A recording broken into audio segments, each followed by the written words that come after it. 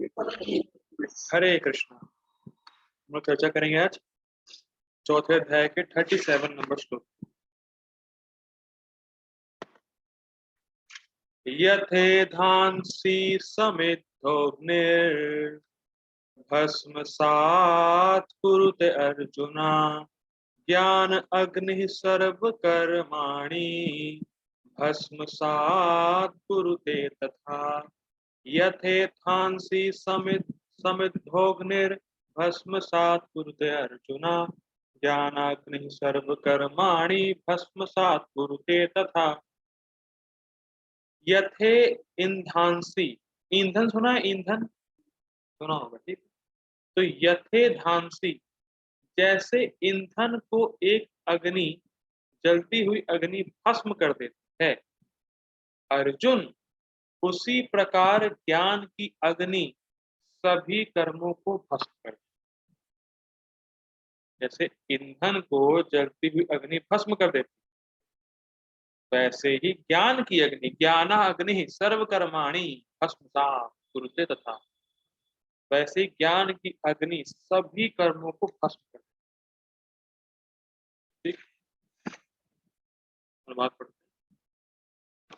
जैसे प्रज्वलित अग्नि ईंधन को भस्म कर देती, उसी तरह हे अर्जुन, ज्ञान रूपी अग्नि भौतिक कर्मों के समस्त फलों को जला डालती। अभी लिंक क्या है समझते हैं। बहुत अच्छा लिंक है श्लोक का, इस श्लोक से देखिए। गीता पूछे ठीक है। अभी यह कहा गया कि सारे पाप कर्म, ब्रह्म विद्या, भगवान और आत्मा के ज्ञान द्वारा नष्ट हो जाते हैं। अब इस श्लोक में कहा जा रहा है कि पुण्य कर्म भी ब्रह्म विद्या के द्वारा नष्ट हो जाते हैं। फिर रिपीट करते हैं।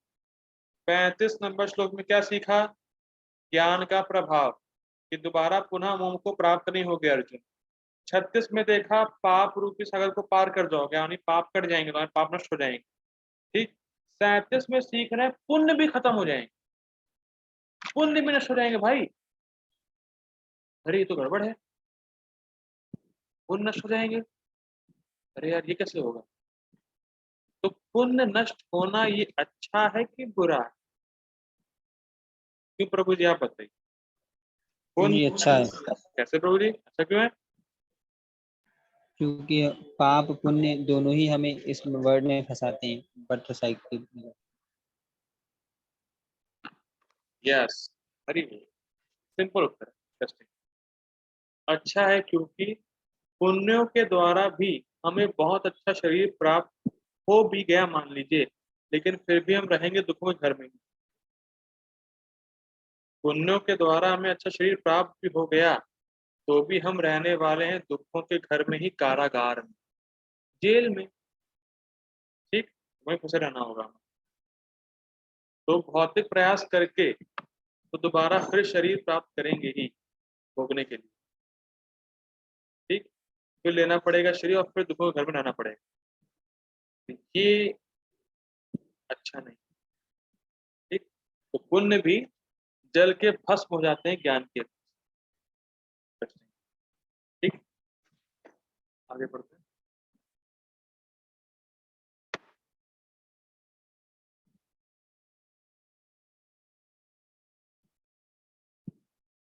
हाँ आगे पढ़ते हैं।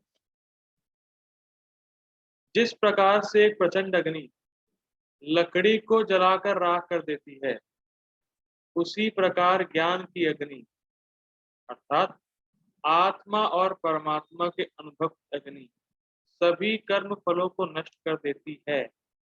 जिसमें पुण्य कर्म भी होते हैं, परंतु प्रारब्ध कर्मों का नाश नहीं होता, ठीक। क्या सीखे? इंटरेस्टिंग। जैसे जो अग्नि है, प्रचंड अग्नि, वो लकड़ी को जलाकर भस्म कर देती है, उसी तरह ज्ञान की अग्नि, कौन सा ज्ञान? आत्मा और परमात्मा के संबंध का ज्ञान, अनुभव का ज्ञान, वो सारे कर्म फल को नष्ट कर देगा, पुण्य और पाप को, लेकिन प्रारब्ध कर्मों का नाश। ये क्या मतलब? इंटरेस्टिंग, बहुत इंटरेस्टिंग है, सुनिए ध्यान से। प्रारब्ध कर्म मतलब जिन कर्म फलों को हम अभी भोग रहे हैं। एक सेकंड रुकिएगा।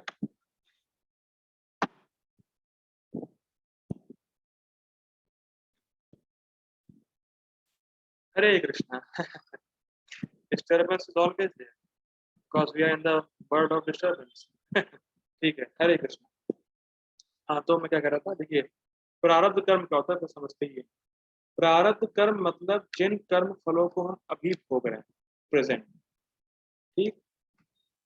तो भक्ति या दिव्य ज्ञान प्रारब्ध कर्मों के प्रभाव को नष्ट करती है। रिपीट कर रहा हूँ, भक्ति प्रारब्ध कर्मों के प्रभाव को नष्ट करती है, ना कि प्रारब्ध कर्मों का नाश करती है। क्या मतलब है भाई? फॉर एग्जाम्पल मान लीजिए कोई कोई नीच जाति में पैदा हुआ है और भक्ति कर रहा है, तो जो नीच जाति का दुष्प्रभाव है उसको भक्ति नष्ट कर देगी। लेकिन ऐसा नहीं है कि उसके माता पिता चेंज हो जाएंगे जो उसको प्रारब्ध से मिले, वो वही रहेंगे, लेकिन नीची जाति का दुष्प्रभाव नष्ट हो जाएगा। रिपीट कर रहा हूँ और सुनिएगा ध्यान से। भक्ति या दिव्य ज्ञान प्रारब्ध कर्मों का नाश नहीं करती, पर जो प्रारब्ध कर्मों का प्रभाव है, दुष्प्रभाव, उसको नष्ट कर देती है, उसको नाश कर देती है। ये आगे और क्लियर होगा, बने रहिए। यह ज्ञान प्रारब्ध कर्मों को छोड़कर सभी विगत कर्मों को भस्म कर देता है। यह ज्ञान वर्तमान जीवन में किए गए कर्मों को भी वैसे परिवर्तित कर देता है जैसे कमल के पत्ते से ढलक जाने वाली पानी के बूंद, अर्थात उनका कोई कर्मफल नहीं बनता। आपने कभी देखा कि कमल के पत्ते में जब पानी की बूंद पड़ती तो क्या होता है? देखा है किसी ने? असल तो कमल भी बचे नहीं है, दिक्कत तो ये भी हो गई। जब कमल के पत्ते में कोई बूंद पड़ती तो जूम करके वो जो है चलती है और नष्ट हो जाती है। वीडियो देख लीजिएगा आज। कमल के पत्ते पे जब बूंद पड़ती है पानी की तो वो जर्र से फिसल जाती है, फिसलती है और फिर वो फूट जाती है, पानी की बूंद। ठीक, इसको चेक कर लीजिएगा, इंटरनेट पे मिल जाएगा, यूट्यूब। वैसे ही मैं कहा, क्या कहा जा रहा है, वह उसी प्रकार से जो व्यक्ति ज्ञान में है, जो व्यक्ति दिव्य ज्ञान में स्थित है। हाँ, एक मकसद ने देखा होगा, ठीक है। जो व्यक्ति दिव्य ज्ञान में है, ठीक, या ये समझता है कि मैं तो भगवान का दास हूँ, ठीक, तो जो वर्तमान में वो कार्य कर रहा है, जो दिव्य ज्ञान में स्थित है और जो जानता है कि मैं कृष्ण का दास हूँ, कृष्ण मेरे स्वामी हैं, तो जो वर्तमान में वो कार्य कर रहा है इस प्रेजेंट टाइम में, उसका कोई आगे कर्म फल नहीं बनेगा। जैसे पानी की बूंद फूट जाती है वैसे ही वो कर्म करता हुआ भी कोई कर्म फल उसको लगेगा। भाषण में आई, जैसे पानी की बूंद पड़ी और वो फूट गई, तो वैसे ही जो व्यक्ति दिव्य ज्ञान में स्थित है और जो वो वर्तमान में कार्य कर रहा है उसका कोई कर्मफल नहीं बनता है। ठीक, क्लियर हो गया?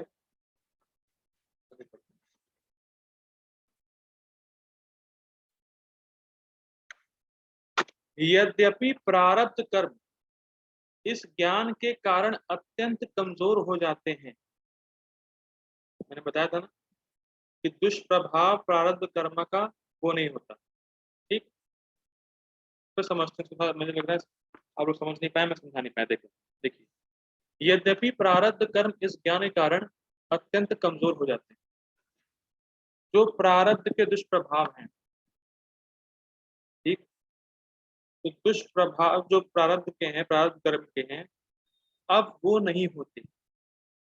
लेकिन जैसे आप सोचें कि जो मेरे माता पिता जिससे मैंने जन्म लिया है वो भी प्रारब्ध की वजह से हुआ है। तो ऐसा नहीं हो सकता कि जब आप भक्ति कर रहे हैं तो आपके माता पिता ही चेंज हो जाते हैं। ऐसा किसी के साथ हुआ है कि जो भक्ति कर रहा है उसका माता पिता चेंज हो जाए? तो नहीं हुआ। और ना ये हो सकता है कि जैसी आपकी आंख है, कान है, नाक है, जो ढांचा है वो भक्ति करते समय चेंज हो जाए। ऐसा होता है, हुआ है किसी के साथ कि जो उसकी हाथ की कोई उंगली थी तो वो छोटी हो गई भक्ति करके? कि प्रभु जी आपका ऐसा हुआ है? नहीं प्रभु जी। ठीक, वैसे ही सब। और जो शरीर आपको मिला है वो मिला है प्रारब्ध से, जो माता पिता मिले हैं वो मिले हैं प्रारब्ध से, तो वो चेंज नहीं होता। लेकिन जब आप भक्ति करते हैं तो जो आपका स्वभाव होता है, जो आपका अंतःकरण होता है, वो शुद्ध होता है, ये चेंज हो जाता है। तो जो पाप की प्रवृत्ति, जो दुष्प्रभाव, जो मन में जो भोग के संस्कार है, ये सब ये जो प्रारब्ध से आपको मिला हुआ था, वो चेंज हो जाता है। लेकिन प्रारब्ध कर्म नष्ट नहीं होता। तो प्रारब्ध कर्म का जो इफेक्ट है कि भाई भोग के संस्कार हैं, जो पाप की प्रवृत्ति है, वो सब कम हो जाएगा या कमजोर पड़ जाएगा। अब आप भोगों में नहीं लगेंगे, उतना उतना ज्यादा भोग नहीं करेंगे, इतना ज्यादा गंदे विचार नहीं आएंगे, जो भी वो भक्ति के जो होता है सबको अनुभव है, वो नहीं होगा, वो कमजोर पड़ जाएगा। लेकिन प्रारब्ध कर्म नष्ट नहीं हो गया। ऐसा नहीं कह सकते कि मेरे माता पिता चेंज हो गए या मेरी आंख बड़ी हो गई, मेरी नाक छोटी हो गई, ऐसा नहीं होता है। तो प्रारब्ध कर्म नष्ट नहीं होते, प्रारब्ध कर्म का जो प्रभाव है वो कमजोर हो जाता है, वो नष्ट हो जाता है। अब क्लियर हो गया? ठीक। परंतु अब ये बहुत सुंदर लाइन, परंतु भगवत इच्छा से वह फिर भी उस व्यक्ति में रहते हैं जिसने आत्मा का अनुभव कर लिया है, ताकि वह सदाचार का प्रचार कर सके। बहुत सुंदर बात, बहुत इंपॉर्टेंट। प्रारब्ध कर्म नष्ट भी हो गए। अरे प्रभु जी, अभी तो आप समझा थे कि नष्ट नहीं होते हैं, अभी क्या नष्ट हो जाते हैं, क्या कहना चाहते हैं? बड़ा इंटरेस्टिंग। इसको समझाते हैं रूप गोस्वामी, नहीं सॉरी जीव गोस्वामी समझाते हैं, जीव गोस्वामी। आपके प्रारब्ध कर्म नष्ट हो गए हैं, लेकिन फिर भी प्रारब्ध कर्मों का आभास मात्र रहता है, और वो रहता है भगवान की इच्छा से। नहीं तो अगर प्रारब्ध कर्म समाप्त हो जाएगा तो तुरंत ये शरीर ही गिर जाएगा आपका। तो फिर प्रीचिंग कैसे होगी? कौन करेगा प्रीचिंग? फिर रिपीट कर रहा हूँ, बहुत सुनिएगा ध्यान से। प्रारब्ध नष्ट हो जाते हैं, लेकिन प्रारब्ध कर्मों का आभास मात्र रहता है कृष्ण की इच्छा। क्योंकि अगर प्रारब्ध कर्म तुरंत ही नष्ट हो गए तो आपका शरीर ही गिर जाएगा, क्योंकि ये शरीर आपका प्रारब्ध कर्मों की वजह से मिला है। और जब शरीर ही गिर जाएगा तो प्रीचिंग कैसे होगी? कौन करेगा preaching?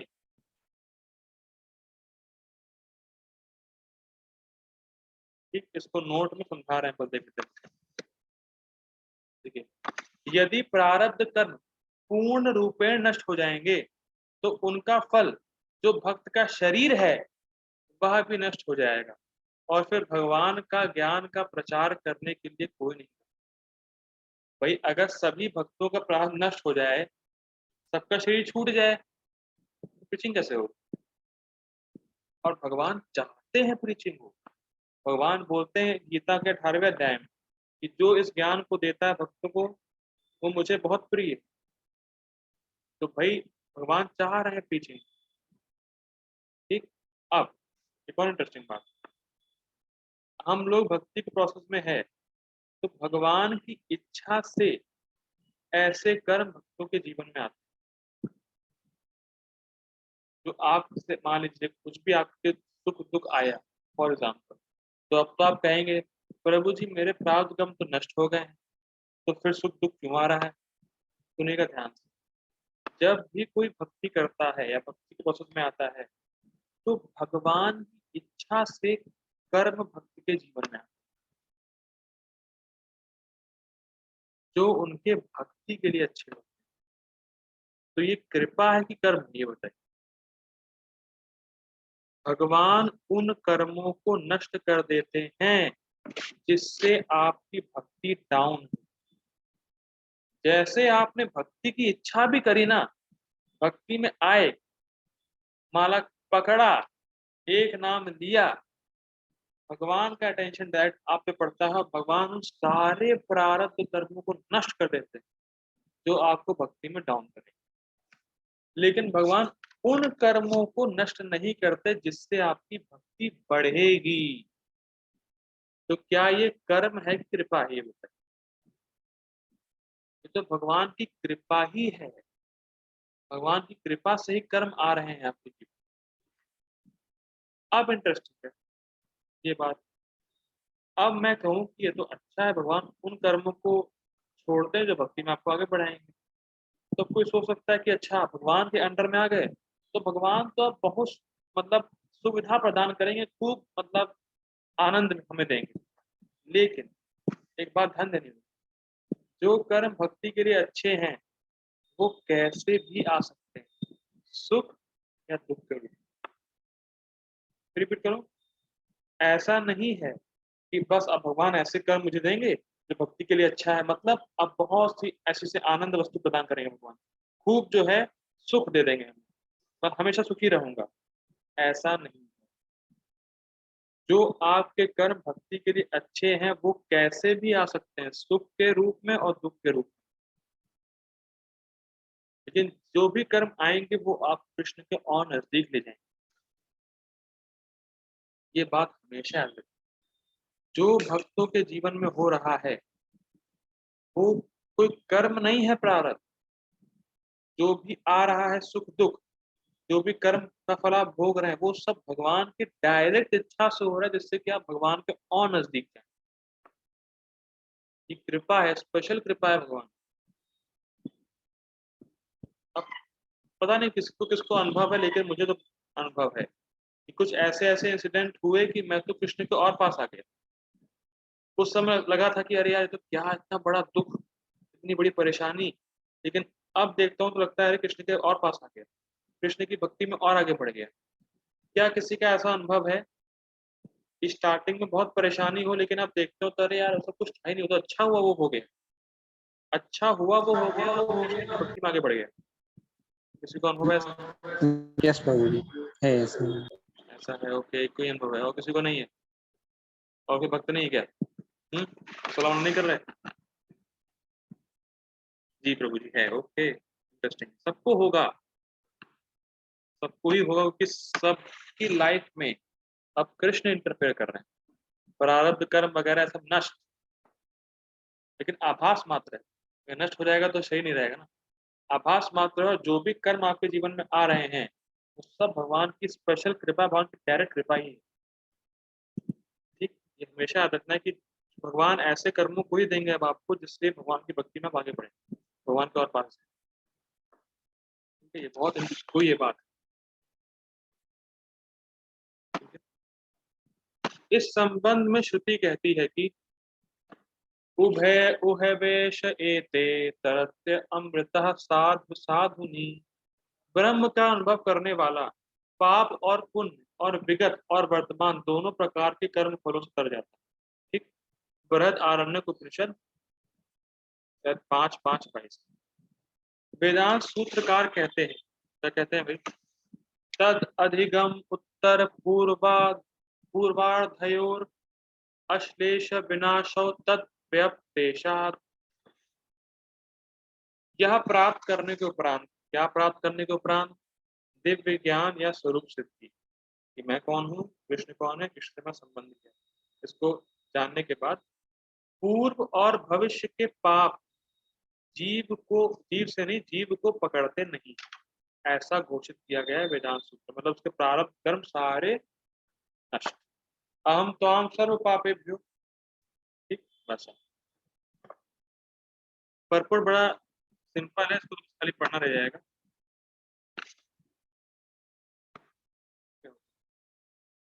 Hare Krishna, this change हो गया आपके में? हाँ बट क्या आ गया? हरे कृष्ण,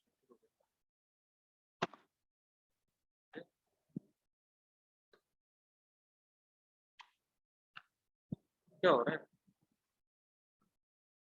हाँ हरे कृष्ण, परफेक्ट। आत्मा तथा परमात्मा संबंधी पूर्ण ज्ञान तथा उनके संबंध की तुलना यहाँ अग्नि से की गई, स्पष्ट। यह अग्नि न केवल समस्त पाप कर्मों के फलों को जला देती है, अपितु पुण्य कर्मों के फलों को भी भस्मसात करने वाली है, स्पष्ट।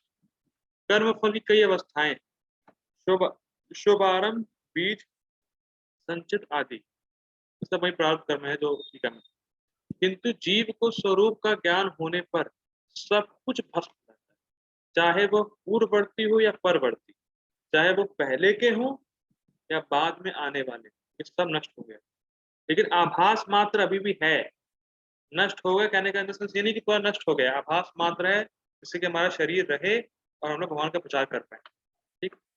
वेदों में बृहदारण्यक उपनिषद 5:5-22 जो भी कोट किया हम लोगों ने, कहा गया है उभे उहवेश एते तरत्त मृतः साधवा साधुनी, मनुष्य पाप तथा पुण्य दोनों ही प्रकार के कर्म फलों को जीत लेता है और मुक्त हो जाता है। ठीक। जब उसको पाप भी नहीं है और पुण्य भी नहीं है तो फिर वो भगवान के पास चला जाता है। तो मैं फिर रिवाइज करता हूँ एक बार, मैं पूछता हूँ अब। हरे कृष्णा शुभेच्छा माता जी। जी प्रभु जी, हरे कृष्णा। हरे कृष्णा, आवाज आ रही है आपकी सही से आज। 35 नंबर वर्ष में हम लोगों ने क्या पढ़ा माता जी? प्रभु जी 31 श्लोका में हमने ये पढ़ा कि जब हम दिव्य ज्ञान को लाभ करते हैं तो हम फिर से दोबारा मोह में नहीं गिरते। ओके। 36 में माता जी? और 36 में हमने ये जाना कि हम कितने भी चाहे मतलब कोई कितना भी चाहे पापी क्यों ना हो, जब वो दिव्य ज्ञान को प्राप्त कर लेता है तो वो इस जो पाप का समुद्र है इसे पार कर सकता है। मतलब इस श्लोका में हमने दिव्य ज्ञान के शक्ति के बारे में जाना। 37 मतलब 37 में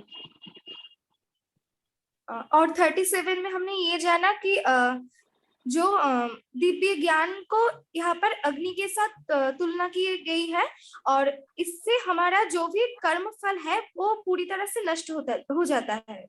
कर्म फल में माता जी क्या क्या है? कर्म फल में पाप कर्म भी है और उसके साथ पुण्य कर्म भी है, दोनों ही नष्ट हो जाता है। यस माता जी। ओके, हरि बोल। थैंक यू माता जी। हरे कृष्ण। तो ये हम लोगों ने इसीलिए 3 श्लोक कनेक्शन में थे। ठीक है, तो अब कल से थीम चेंज होगा तो हम लोग, और हो सकता है कि मैं शायद कल कृष्ण कृपा से, राधानी कृपा से वृंदावन धाम जाऊं। हरी बोल। तो अगर वृंदावन धाम जाने का प्लान हुआ तो फिर क्लास नहीं हो पाएगी 2-3 दिन तक।